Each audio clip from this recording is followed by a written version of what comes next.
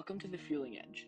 I'm your host, Diva Volundis, and this is a podcast focused on sports nutrition, REDS or relative energy deficiency in sport, fueling for performance, recovery, and long-term athlete health. REDS is a significant yet often overlooked issue affecting athletes across many sports and levels of competition. Through conversations with experts in sports nutrition, sports psychology, high-level athletes, and other professionals, we'll explore the strategies, science, and habits that help athletes perform at their best. I'm excited to guide you through these conversations so you can gain the knowledge and tools to become the best version of yourself as an athlete. Welcome to The Fueling Edge, a podcast where we help athletes fuel smarter and perform better. Today's guest is Dr. Rachel De La Torre, a registered dietitian and the director of sports nutrition at Columbia University Athletics. She works directly with collegiate athletes to help them optimize their nutrition, recovery, and performance while balancing the demands of both academics and sports. In this episode, we'll discuss fueling strategies for athletes, common nutrition misconceptions, recovery, and the importance of recognizing and preventing relative energy deficiency in sport. I'm excited to learn from Dr. De La Torre's experiences working with athletes at a high level and share practical advice that high school athletes can apply to their own training and performance. Dr. De La Torre, thank you so much for joining me today on the Fueling Edge podcast. Thank you so much for having me. This is so exciting. Yeah. So can you briefly explain your role, who you work with, and what led you to focus on athlete nutrition and RED specifically? Yeah, absolutely. So my current role, I'm the director of sports nutrition at Columbia University Athletics. And I've been there for 3 years now, which is hard to believe. But I work with all 31 student athletes, all different sports teams that we have at Columbia. And I wear a lot of different hats. So a lot of what I do is based on nutrition education, whether that means in a group setting with different teams, whether that's one-on-one with a student athlete. And I help manage our fueling station program. So making sure our teams get different types of products to help with their performance and recovery. And then I also, work with our sports medicine team to make sure that athletes are connected if they have an injury, or if they're trying to change their body composition, they're trying to lift and build muscle. So I work with the strength coaches as well, and really just make sure the student athletes are connected to their resources around campus, as well as making sure they're educated on what to eat in the dining halls during travel. So that's some of my main roles. And what really led me to focus on working with athletes myself. So a little background about me. I was a former collegiate gymnast. So I did gymnastics at Southern Connecticut State University, SCSU. And I did gymnastics all throughout, from childhood through high school, through the collegiate level. And during the club level, kind of when I started, mostly, during that club high school age, it was kind of hard to find nutrition advice that felt good to me. I had a lot of coaches that didn't know how to give proper advice on nutrition, on body image, on weight. And so kind of felt that pressure to maybe change my body or eat less, right? And so that and then also growing up in New York City myself, being a foodie at heart, a New York City native, being exposed to so many different food cultures, I think just like that combined with realizing I needed to eat more and I needed to fuel myself for such a high level of sport. Because with gymnastics, I mean, like so many other sports, we train so many hours a day every week. So I was training 4 hours a day, 6 days a week. So just knowing that I needed more to fuel my performance, stay healthy, that's what really got me into the field and wanting to work with student athletes and helping to educate them on how to fuel themselves, stay healthy, and really enjoy food to the fullest. Yeah, I'm sure the athletes at Columbia really appreciate your help and work. And I can also relate with the body image and like nutrition aspect, like Yeah. especially in like middle school and like start in high school. Like I know I played baseball and basketball, so a big part of it was like trying to build on lean mass to like help me like, swing the ball harder, throw faster. So like I think it was like a little too much like lifting without like proper nutrition. So rather than gaining lean muscle, it was kind of just like losing a lot of weight. and it was kind of like a constant cycle, just like getting addicted to the weight going down. So yeah, it's like proper nutrition advice is really helpful. Yeah, absolutely. I mean, I think that's one of the reasons why talking about red S or reds now is, as some of the people call it, we've gotten rid of the hyphen, I guess. But yeah, so talking about that, is really important to address that among student athletes because underfueling is so common, whether it's on purpose or it's unconscious that it's happening. So I'm excited to definitely talk about that more and how prevalent that is in, even the collegiate setting. Yeah, for sure. And what are the biggest mistakes or misconceptions you see athletes make when it comes to fueling and recovery, and why do you think those myths are so persistent?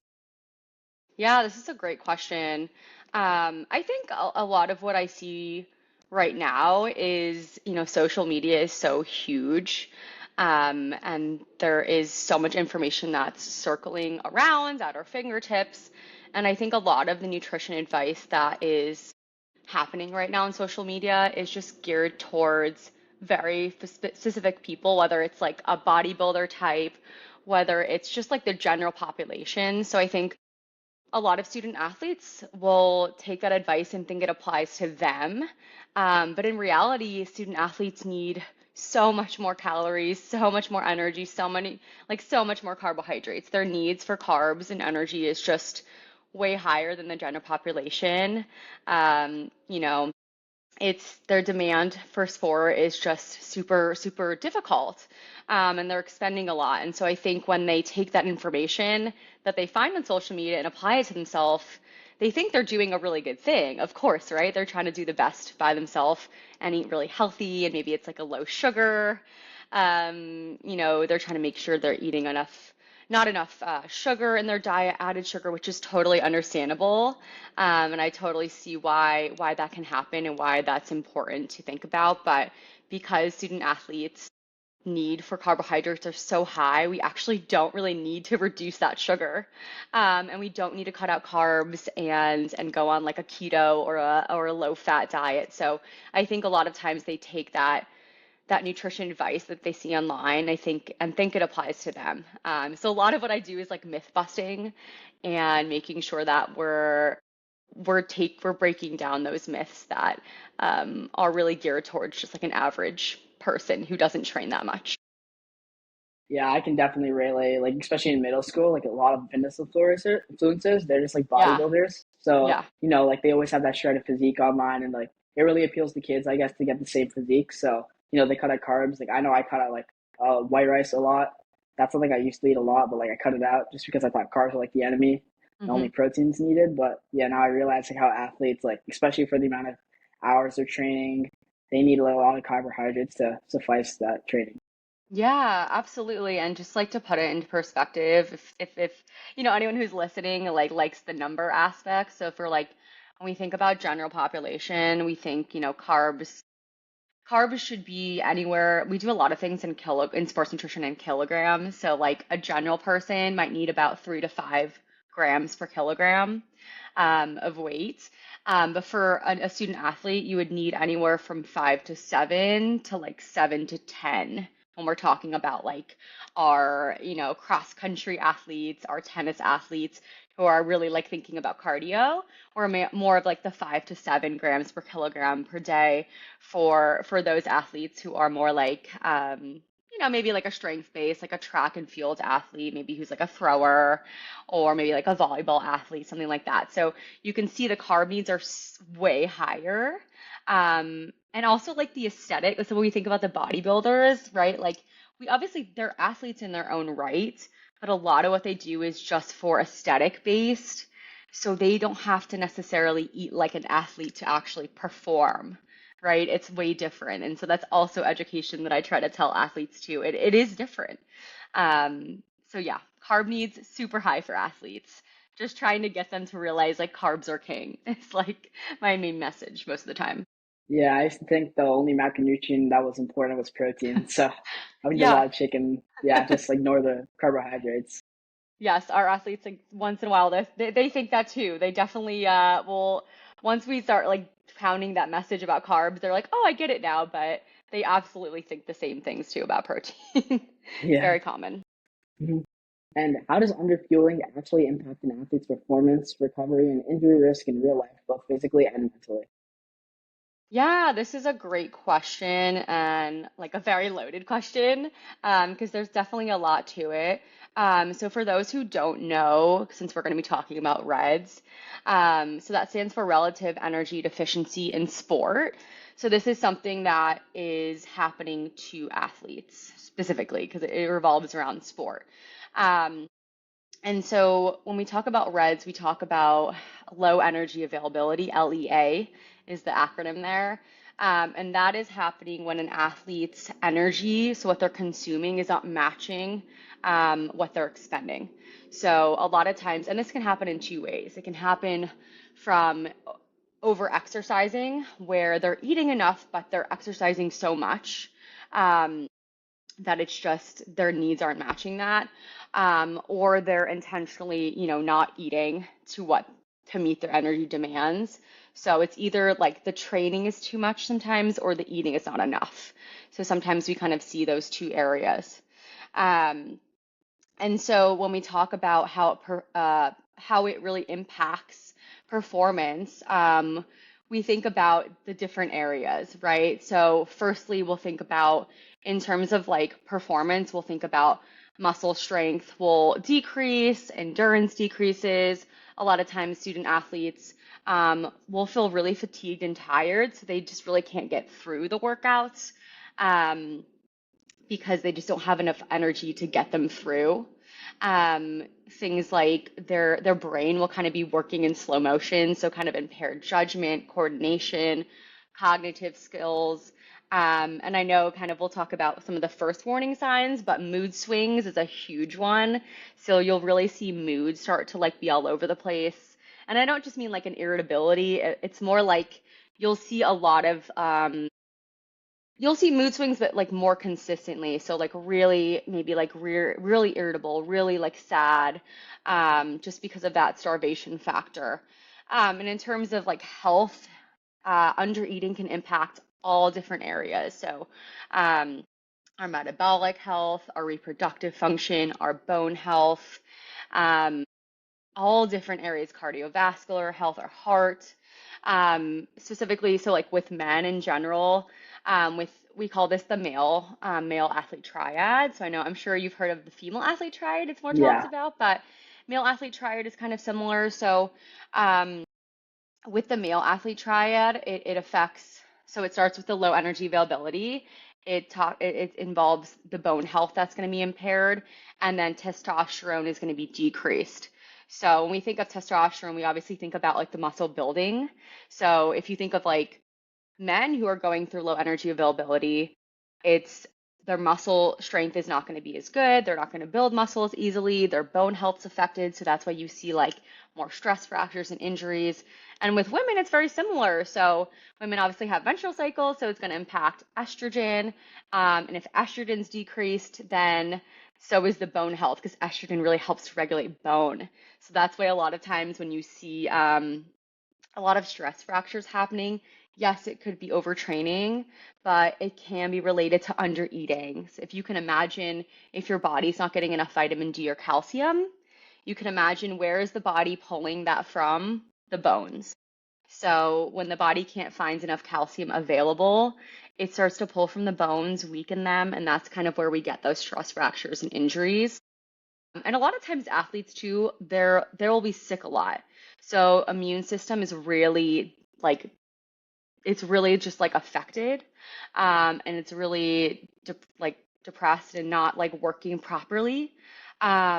So that's when you'll see like a lot of athletes starting to get sick over and over. The body really can't recover that fast, and it's really susceptible to getting sick. So that's how REDS kind of really impacts all systems, all areas. It really starts with the under eating, not meeting those needs, matching up those needs. And then, yeah, it really starts to affect every system. Everyone's different too, how quickly you'll see. Some people, you'll see those signs really fast. Some people, it takes months and months and months. And Yeah, in women too, I didn't mention as well, like the menstrual cycle, it could be irregular too, right? So it could stop altogether. It could be really like not present one month, not the next. So it's very different between athlete to athlete and sport to sport. But yeah, it's wild how many systems are affected. yeah, I can definitely resonate with that. Like, I thought like only working out would like build me muscle, but it's really like nutrition and like the recovery standpoint. That's where you actually build lean mass and actually get stronger, especially from like weightlifting in the gym.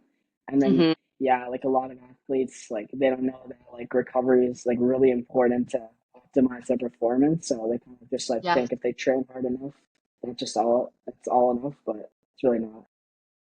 Yeah, it's so true. Like taking a rest day, so important. Like I remember in college, my coach, he would make us purposely not have any workouts on like every Wednesday, and I swear that saved my body. Like I remember other sports, they would train every single day, like Monday through Friday, maybe Saturday, and we would get Wednesday off, and I think that saved me. That really saved my body from burning out too quickly. Um, and too with the muscle building, like adding those calories, like a lot of people don't realize like you need to eat more than your needs when you're building muscle. Like your muscles need something to build off of, right? So if we're just matching our needs, we're not going to be actually building muscle. Um, and one other thing I think you think would be very interesting in the research that's kind of new is there's some studies that show that when athletes are, let's say they're meeting their needs, right? Their energy needs are actually good for what they're expending, but their carbohydrates are too low.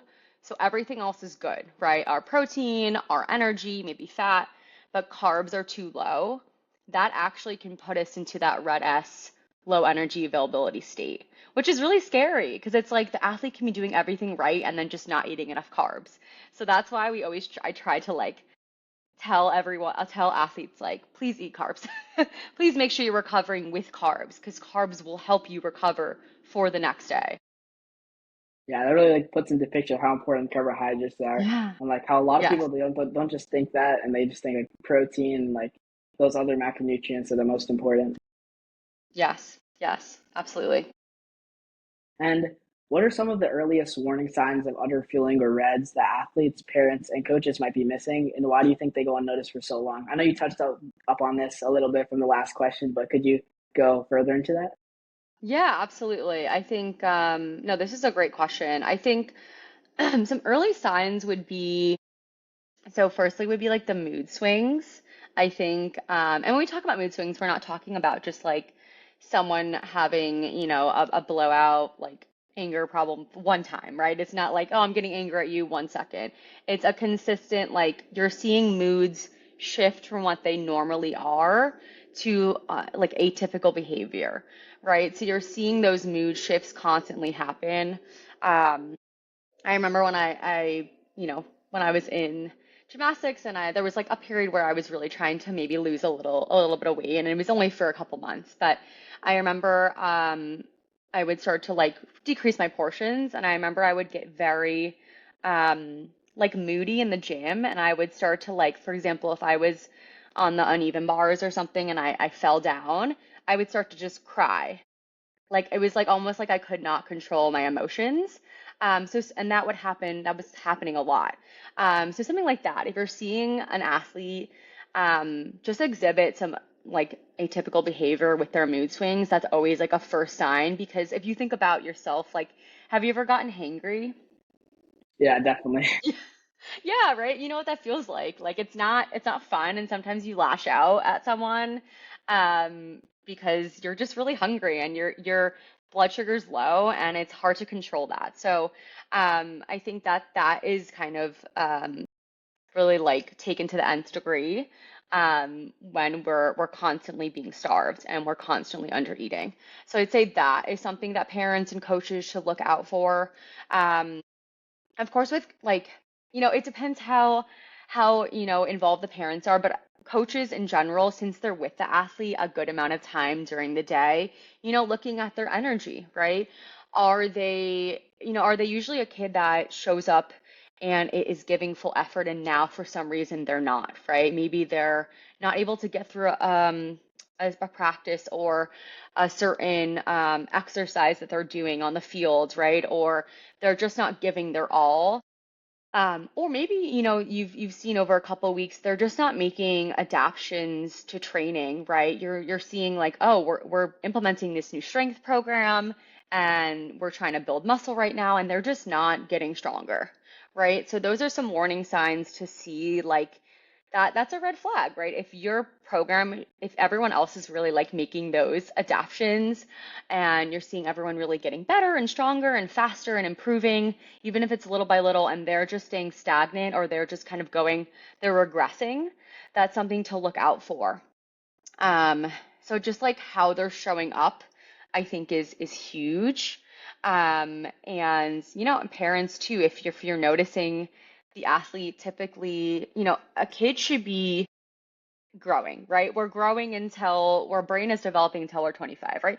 And so if you're seeing an athlete at the dinner table and they're pushing away food, obviously you don't have to necessarily force them to finish their food, but if all of a sudden they go from eating a good amount of food and now they're eating less and less, there should be kind of a question that pops in your head like, "Oh, why is that happening, right? Why are they pushing away food?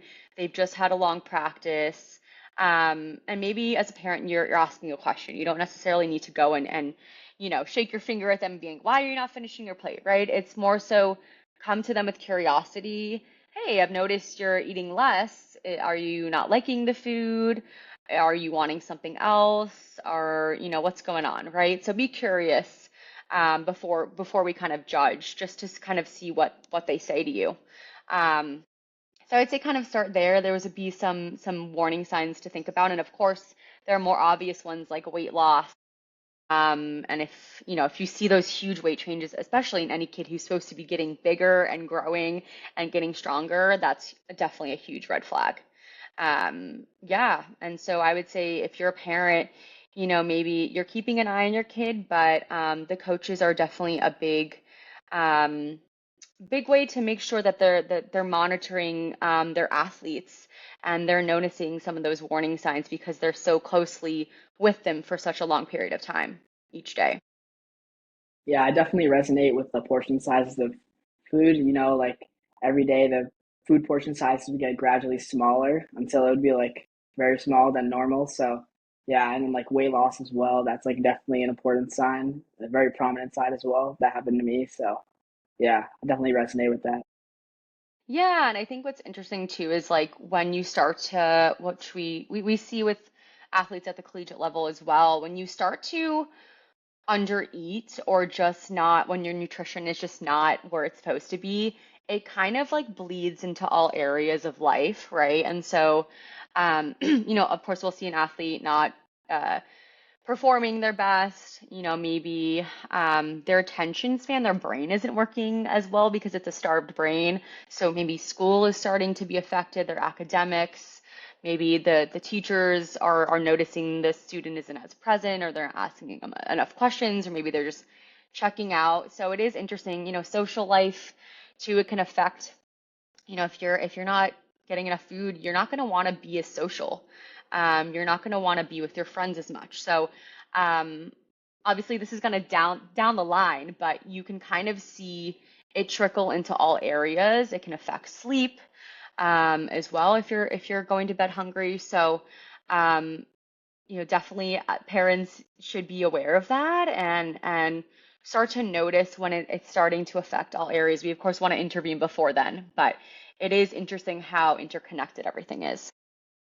Yeah, I definitely agree with that, especially like not eating enough. Like when you're under eating, especially as an athlete, like a lot of the times all you think about is food just because you're starving so much. And it really like pulls away from like, your academics or like social life just because you're always thinking about food. Yeah, so true. How ironic when you're supposed to like be just eating and moving on, and then all you can think about is the food. And Yeah, your goal is to try to not think about the food. But yeah, yeah, it definitely the body is pretty resilient in trying to get you to eat something. yeah. And do you think coaches should educate athletes about proper nutrition and fueling around practices and games to optimize their performance? Yeah, I love this question. I think so. I would say firstly, um, I think as long as the coaches are well educated, and they're getting their nutrition from a really good sources, if they're, bringing in a sports dietitian or they're at least communicating with a sports dietitian to get their information, or some kind of nutrition expert, that really understands, then I think education's amazing. Obviously, as a sports dietitian, I'm one person, right? I can't always be with every single team. So coaches are definitely the eyes and ears, like we mentioned before, keeping kind of, tabs on their athletes, making, looking for different signs. So if coaches are trained in nutrition education and the proper education for student athletes, making sure they're getting enough carbs, protein, fats, different vitamins and minerals from fruits and vegetables, right? As long as they're getting that right information and they're not always just like focusing on body image and weight, because I think that can very easily happen. Is the focus on like just making sure the athlete looks like an athlete, but that shouldn't be the focus. The focus is just eating enough, performing well, and as long as they're doing that, we need all the help we can get and making sure that coaches are educating their student athletes, and making sure, hopefully they're bringing the parents in so that kind of the messaging is consistent. Because sometimes, the coaches can only do so much, at practice, and when the athlete goes home, and eats at home, it's hard to control that aspect. So I think coaches and parents could definitely benefit from education and helping to remind athletes when they're traveling, when they're at practice, hey, you're looking a little tired. Maybe we can go get a water break and a snack, right? Go get some pretzels, right? Oh, hey, maybe if you're starting to cramp, let's go get some pickle juice or some salty food, some goldfish, or a banana. I know everyone loves bananas, but sodium is really where we want to talk about with cramps. But yeah, so just those kind of things can be really helpful because, like I said, the sports dietitian can't always be there. So it's a team effort to ensure the athlete is doing what they can and, staying healthy and eating appropriately. Yeah, definitely. Like on a hot summer day like today, like definitely just like, we have an athletic director at my school, so they just send an email like it's really hot outside today. Really get your hydration on point, have some sodium with the water too, and make sure you're hydrating during practice, just to make sure the athletes are, sustaining their performance throughout practice and even in games when it's a hot day, they can optimize their best. Yeah, I love that too. I think about, I don't know at the high school level, do you guys have athletic trainers Yeah, we as do. well, or okay? Yeah, I know everyone's a little different, but that's fabulous that you guys do. I remember in gymnastics, we just had our coaches like taping our ankles. It was crazy environment, but yeah, I mean, same thing with athletic trainers, right? They're always with student athletes as well, and I know, the athletes have such a great relationship with their trainers. They're very close because they're always helping them. They're taping them. They're icing them, right? And so if we're all giving that consistent messaging, we're all on the same page with nutrition, reminding athletes to hydrate when it's super hot, get those electrolytes, um, have some great simple carb options they can have before practice, during practice. I think we're all on the same team here. And we're all going to help the athlete feel their best and perform their best. So it's definitely a team approach, always. Yeah, like definitely like if you hear like from an adult like older than you like that advice, you probably will take it and like it'll definitely help you. Yeah, it's so true how much like athletes really value their coach's opinions. And that's why the coach holds so much like, I don't know, importance, right? Because what they say, athletes really take that to heart. And I remember just like the coaches that I've had, like I always would respect and listen to them. And so it's hard if they're giving advice that isn't great and doesn't feel good. But when, they hold that power and they're able to give great advice and, give that good nutrition advice, it can be really powerful, and really effective. Yeah, for sure. And what is one habit or mindset shift you think every high school and collegiate athlete should adopt to protect their health and perform at their best? Yeah, this is a great question. Hmm. Yeah, I think. One habit or mind shift um, I think that we should have is I love, I think a lot of what society focuses on with nutrition is a lot of like what we're taking away and what we're trying to avoid eating. And I think a lot of what is more helpful is what are we able to add with nutrition? So a lot of times when I'm talking to student athletes, right? And we'll talk about kind of some of this in the resources section, but um, there's a great resource from the Olympic Committee, Youth Olympic Committee, that's like an athlete plate, and it shows the different macronutrients. I don't know if you're familiar with it. You're nodding your head. Yeah, Yeah. I have seen that. Yeah. Yeah, and a lot of times, like student athletes, if I'm educating them, they're missing one of the sections. So we want to make sure there's carbohydrates, protein, and some kind of fruit or vegetable. And depending on if it's before or after practice, we can add in like a fat source. So a lot of times I'm like, well, you know what? You're kind of missing some of the fruits and vegetables here, right? So it's always thinking about how we can add to our plate. How can we make our plate more nutritious, right? What are we missing? A lot of times it's just tweaking those little things. It's not about what we're taking away, it's what we're adding. And that in turn is what we're adding to our life, what we're getting out of that.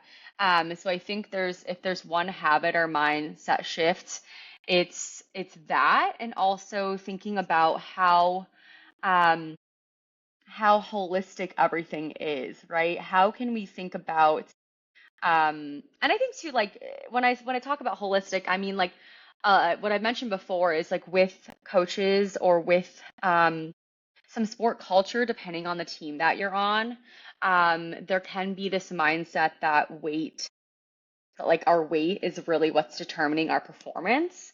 And obviously in some sports that are weight dependent, where you have to lose weight, like a wrestling or a rowing, right? We're not really talking about that exactly, more so the other sports where weight necessarily isn't the focus. I think it's very easy to focus on weight loss as a way to gain performance. Um, but what's kind of funny to me is that, like, with weight loss, that is going to take you like weeks to months to lose weight, right? So I don't know why the advice is always, oh, let's try to lose weight, right? Like, what about what you can do right now? Weight is one of a bajillion other things that you can do to help performance. So, can we get better sleep? Can we eat a carb-rich snack right now? Can we drink some fluids and hydrate and get some electrolytes right now? Can we, put on a good song to help relieve stress? um, and get ourselves locked into the moment? Can we, go meditate for a second? Can we talk to a friend? Can we go talk to the coach about something that's bothering us? Can we take a rest day, right? We talk about our rest days. Can we go take a rest day, right? Can we focus on maybe stepping away from the sport for like a day to let our body heal so that we're not so burnt out, right? So, as along with what can we add to nutrition, what can we add to our holistic picture right now, to make sure that we're focusing on respecting ourselves and what we're doing for ourselves for the future, but for right now as well. That's So very hopefully that, interesting. Yeah. How you like yeah. put it from the perspective of like what you can do just now. Like weight loss is like a long-term thing, but like right now, what you can do to optimize your performance for your sport. That's like a very interesting perspective. Yeah, thank you. I appreciate that. Yeah, because it's like true weight loss takes like weeks to months. So, to focus on it right now is kind of like a silly thing, in my opinion. So, what can we do right now is always better. Yeah, that's awesome. And where should athletes or parents go if they want reliable, evidence-based information about nutrition? Oh, I love this question. Yes, so there are a bunch of different resources I want to highlight. So, I mentioned it before. It's the U.S. Olympic Committee, USOPC. And if you look up the USOPC and if you type in like athlete plates or nutrition resources, actually, if you type in nutrition, it comes up. So those kind of athlete plates. So how do you adjust um, your plate, your training plate to your training level? So for example, they'll show like maybe an easy day plate. I kind of call that the injury plate, just because I think athletes need kind of more of a moderate or a hard performance plate, but so they'll have like an injury plate on there, so an athlete can use that if they're injured for a couple of weeks or months, right? It shows how to increase your vegetables and increase protein, and maybe carbs take a little bit of a backseat just because you're not as active during injury usually. But of course, if you're catching around, that might be a little different. Um, and you'll have like a moderate plate where that's going to be pretty even amongst the sections, carbohydrates, protein, and the fruit and vegetable. And then you have some fats thrown in there. So that's like a really moderate training day. So maybe you're doing like a good amount of volume, a good amount of intensity. You're not going crazy hard. But then there's the hard training plate. So maybe like you're at practice and your coach is like, okay, we're going to go really tough today. We're going to do a lot of numbers. We're going to do a lot of volume. We're going to push the intensity, the pace today. That's when you'd want to adjust that hard training plate. And that is when half of the plate is carbohydrates. So the more exercise you're doing, the higher your need for carbohydrates.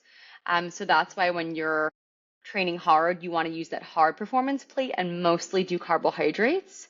So like a big pasta bowl, a big rice bowl, right? We talked about the rice, and any type of carbohydrate. And then you're going to do a quarter protein, a quarter fruit or vegetable.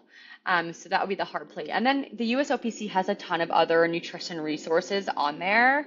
I'm looking at it right now. They have everything from like caffeine, carbs, fiber, different nutrients, iron, different injury stuff. So that's really great.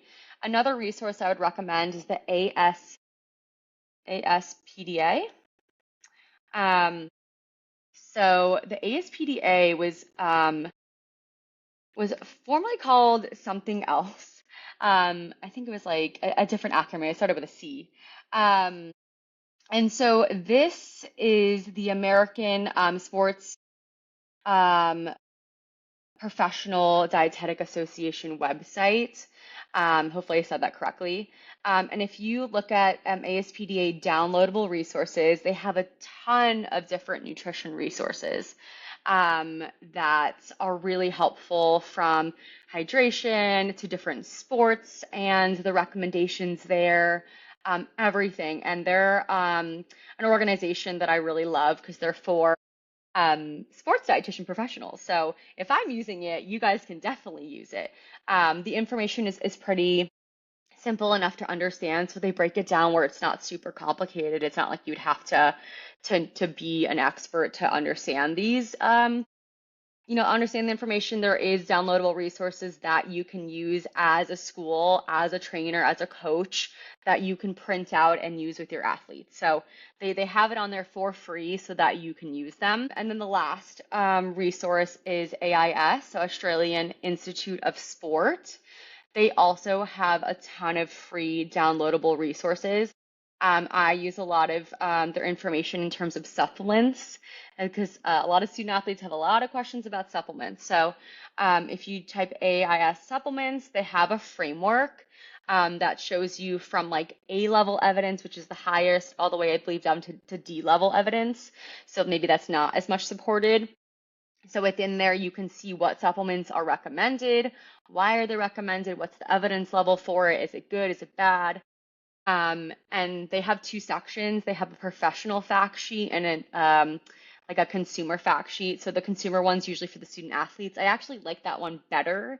It's a little bit easier to read than the professional one. It's more like pictures and infographics and very like simple to read.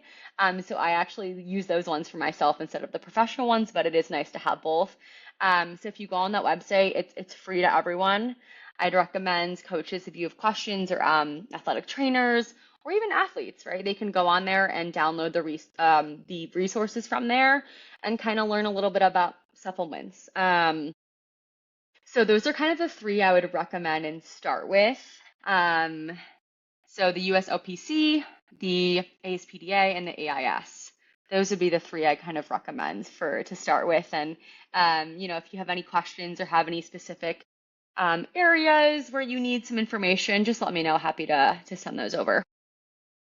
Yeah, it's very important for athletes, especially like to have proper information rather than just like watching social media videos of like fitness influencers, like their diet and copying them. But like athletes have much very different needs, so like those like sources will really help. Yes, yes. Yeah, and I think parents too like always have parents and trainers like I'll get questions like where do I go? Like where do I find the nutrition information? Because I think people are really hungry for the information. Um, but they know kind of social media sometimes isn't the best to necessarily utilize. I will say one thing too. Um, how you know how to trust someone on social media. If you look at the end of their name, so for my, Rachel De La Torre, for example, I'll have, my MS, which is the Master's of Science, and then I'll have the RD credential, so registered dietitian. That RD credential is the important aspect. Um, so, you can have an RD like myself that specializes in sports dietetics. If you see CSSD, that's another additional level. So certified sports dietetics, certified specialist in sports dietetics, CSSD. So if you see RD, CSSD, that's even higher, right? That would mean a true like expert in sports nutrition, which I'm gonna get soon. That's coming. But yeah, look for those credentials and on social media. Of course, you wanna check out their page and make sure that they're kind of, although you can be an expert, you obviously necessarily might not give the best advice. And a good expert will, if they're wrong about something, be like, hey, I'm sorry I was wrong. Here's the correct information. But a lot of times, if you look for those credentials, you're going to get a really high quality um, sports dietitian who's been to school, who's done all the right things. And is usually putting out really good nutrition information. So that's one way to look on social media. But of course, these resources are a really great place to start because they're put out by organizations that are reputable and that only are based on evidence. Yeah, it's great advice. Like a little fact check to just make sure the information on social media you're getting is right. And I'll Yes, definitely make sure to like put these links in the podcast just so like all the viewers can click on them and read them. perfect. Thank you so much. Yeah. And finally, I know you were a gymnast in college, like you said. If you could give one simple piece of advice to your college athlete self and every athlete listening, what would it be? Oh, this is a cute question. Um, well, I'd say my advice to maybe high school me would be a little different than college me. To high school me, I would probably, because high school, like I mentioned, there were some rough patches with the eating in terms of the coaches and stuff. But I would say, once I kind of realized how important eating was and enjoying my food, just remembering to respect my body. Obviously you can respect your coaches, but you don't always have to agree with what they say. Because like we mentioned, coaches are really important in athletes' lives, and athletes really look up to their coaches, but you can respect your coaches, but you don't have to agree with their advice. And as long as you're trying to respect yourself, and respect what you need, right? Whatever, however you can listen to your body, whether it's taking that rest day, if you haven't had a rest day and you feel just like totally exhausted, whether it's, taking a moment to go get a carbohydrate snack, whether it's eating the ice cream that night. Maybe you're just craving ice cream and you want it, right? Whether it's taking a day to talk to your friends and venting to them. Any way that you can listen to yourself and what you need in that moment. Maybe it's just really trying to get off your phone and get a really good night's sleep, which is advice that I'm will eventually try to take for myself. I'm working on it. But really trying to listen to what your body needs. And it's obviously it's hard to think about that as a high schooler. It's like, what does that even mean, right? But if you stop to kind of listen and see um, where you're maybe struggling and how you can help yourself, that's really powerful. Um, to college me, I would just say like enjoy this time. These are like probably the last few years in your sport. soak it up and enjoy every moment because this is what you work so hard for. If hopefully you have a good coaching staff and a good teammates around you, but soak in all those moments because this is what you've worked hard for and what you are just like looking forward to all those years. So yeah, that would be my advice. Yeah, I'm sure that advice would have helped me. And I'm sure it will help a lot of athletes like listening to the podcast right now. So thank you for that. Of course. And also like don't listen to what people say about the freshman 15 because that's not always true. That's not always true. Like when I was going throughout college, like I loved eating at the salad bar and eating different things, and I didn't gain that freshman 15, and I was eating a lot. So, um, to college athletes, eat, eat, eat what you can because you need it. You need that Yeah, energy, you need that nutrition, and you're probably going to undereat otherwise. So just eat and enjoy, and don't worry about it. Don't worry about that freshman 15. It's not necessarily true. yeah, for sure. So, Rachel De La Torre, thank you so much for talking with me on the Fueling Edge podcast. Your Yeah. advice and information were really helpful, and I'm sure it helps a lot of people listening to the podcast right now. So, thank you for that. Thank you so much for having me. This was so much fun. I really enjoyed our conversation. It was really fun. Thank you so much. Thank you so much again. Take care. You too.